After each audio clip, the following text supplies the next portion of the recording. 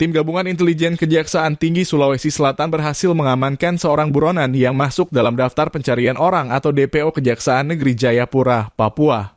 Buronan bernama Tony Gosal alias Wuli ini ditangkap di sebuah ruko di Jalan Cakalang Raya nomor 3A, Kelurahan Totaka, Kecamatan Ujung Tanah, Kota Makassar, pada Rabu 26 November. Kepala Seksi Penerangan Hukum Kasipenkum Kejati Sulsel, Sutarmi mengatakan DPO tersebut adalah terpidana berdasarkan putusan Mahkamah Agung RI 4 Juli 2024.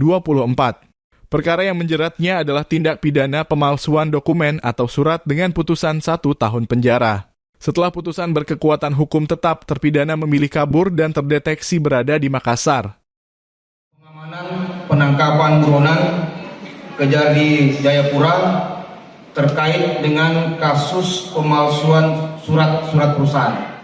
Tim intelijen pada Kejaksaan Tinggi Sulawesi Selatan telah berhasil mengamankan seorang buronan atau DPO yang telah masuk dalam daftar pencarian orang pada Kejaksaan Negeri atau Kejari Jayapura, Papua.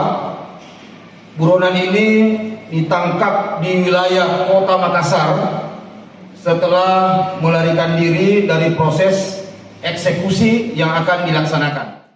Setelah diamankan, terpidana akan diserah terimakan dari tim tabur Kejati Sulsel kepada Jaksa Eksekutor Kejaksaan Negeri Jayapura untuk segera dilakukan eksekusi dan menjalani masa pidana di Lapas Kelas 1A Gunung Sari Makassar.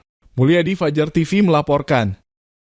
Terima kasih telah menonton. Jangan lupa subscribe, like, comment, and share. Saksikan terus informasi terbaru dengan menekan tombol lonceng hanya di channel Fajar TV.